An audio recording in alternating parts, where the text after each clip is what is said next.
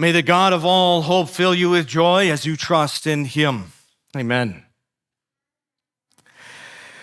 Who among you is wise and intelligent? Let him, by his good way of living, show that he does things in wise humility. Well, that's a loaded statement, isn't it? Who in all the world, after reading that statement, doesn't look at their life behind them and think, you know what? I'm probably a pretty wise person. For example, have you ever wondered how certain people are able to thrive in this world? How they are able to gain a massive following of supporters even though they are clearly against God and everything they do stands against God? You know, looking back in history, almost everyone asked this question about Hitler. In almost every scenario, in almost every context, he has become the face of evil. So everyone wonders, how did this guy, someone clearly who everyone today for many years thought to be a very evil person, how does he get so many people to follow him and think of him as a good person at that time? And history is even able to prove that the guy was evil from the start. He was bad from the start. He didn't all of a sudden change from good to evil one day. In fact, 9 years before he rose to power, he was thrown into prison for staging a coup. Clearly, nobody liked him then. They didn't think well of him then. But by 1932, just 9 years later, the people of Germany had become so poor, the circumstances so dire, that they began to see all the actions of Hitler as good for them, becoming convinced that all of his words and actions were going to be good for the people, and therefore he must be wise. Let's follow him. Think of what this says about us human beings. Our view of people's words and actions are completely subjective. I can look at someone's words and actions and 1 minute think that they are perfectly okay and good, and the next minute think that they're bad and evil, or vice versa.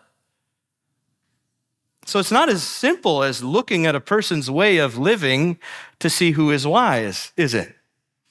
Since our eyes, our viewpoint can deceive us, we need to look at a person's way of living through one single lens, the lens of God himself, his word. Once we understand that we aren't simply looking at our good works and our past life of works from our own perspective, but the perspective of God, now we can see with certainty what a good way of living really actually looks like. Well, first of all, what does it not look like? Selfish ambition and envy. James doesn't have to give us this huge list of sins. Why? Well, because all evil comes together for us at a single point. Selfishness.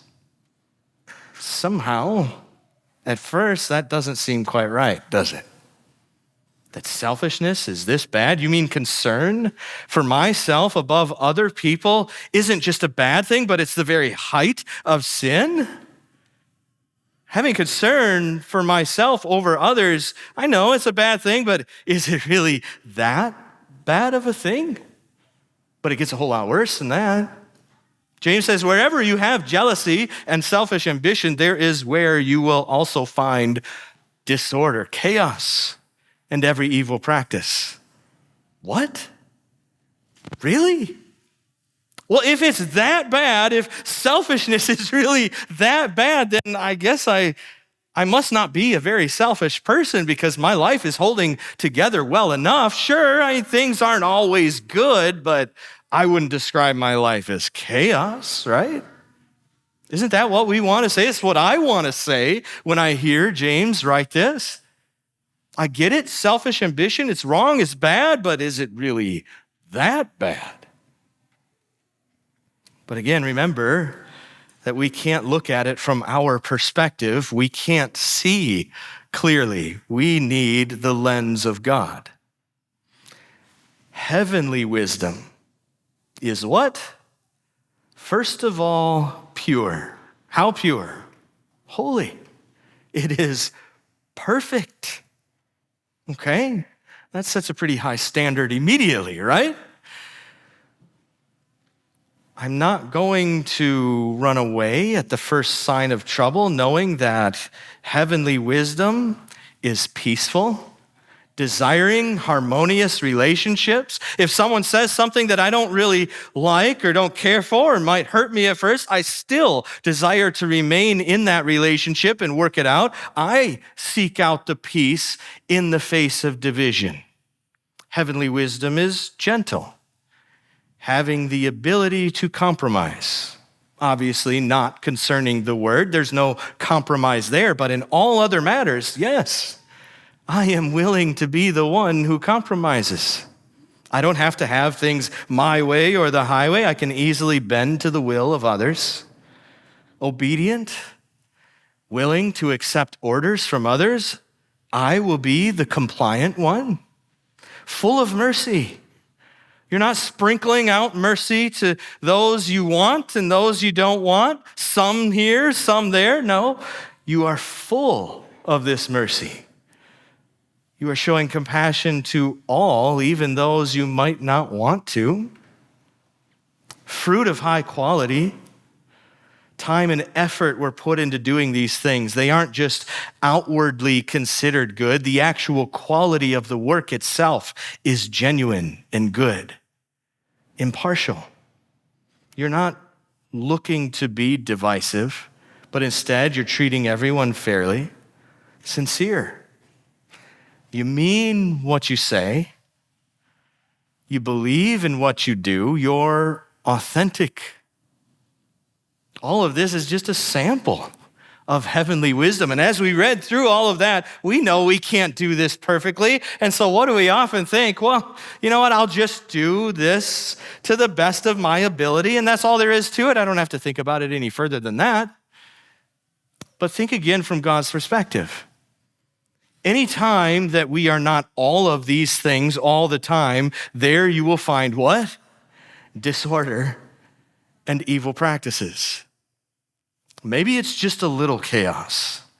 Maybe other times it's a lot of chaos. But if we aren't perfect all the time, there's going to be some disorder. There's going to be an evil practice.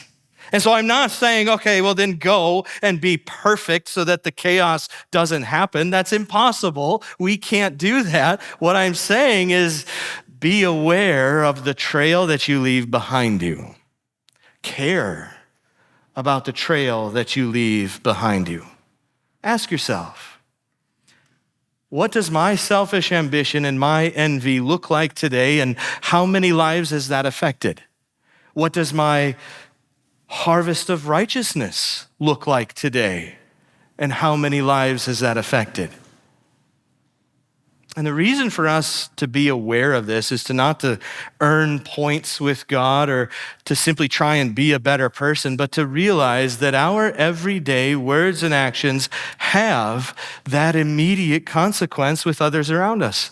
That is something we are completely unfamiliar with, isn't it? We wake up in the morning, we treat our spouse however we're going to treat them in the morning, thinking nothing of it. We go to work, and we treat our coworkers the way that is cool and acceptable and whatever way that our work atmosphere has deemed appropriate, thinking nothing of it. And then we come home and deal with our family in whatever way seems necessary, thinking nothing of it. The whole time, blissfully unaware that all my words and all my actions throughout the entire day were either creating just a little bit more chaos in this world or reaping a harvest of righteousness in this world. And y'all know which one we should be doing, right? I don't have to tell you that. James doesn't have to tell us this. What's so interesting about what James writes here is that he doesn't give us the motivation for sowing a harvest of righteousness.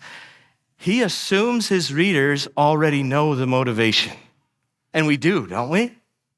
It's Christ's love for us. That's our motivation. It's the gospel that we just read, his willingness to suffer eternal death in our place. And so instead of focusing or even giving us the motivation for living this way, what does James do instead? He simply informs us that every single word we speak, every action we do is going to leave behind us either disorder or peace, according to the eyes of God. That's all he wants us to know. Just be aware. This is your reality in this sinful world. You're either leaving behind disorder because of your own selfishness, or you're leaving behind peace because of the wisdom that God has placed in your heart. And then he just lets it sit there. That is so profound, isn't it? Because if he never told us this, we would never know it. If James didn't let this all out, if God didn't inspire him to write it, we would never have known this. Could you imagine the world trying to tell us this? It's impossible. They can't. The best that the world could ever do is tell us what they think we are leaving behind. But who cares what they think? Because as we just saw from earlier, what they think can change at a moment's notice. It's not reliable.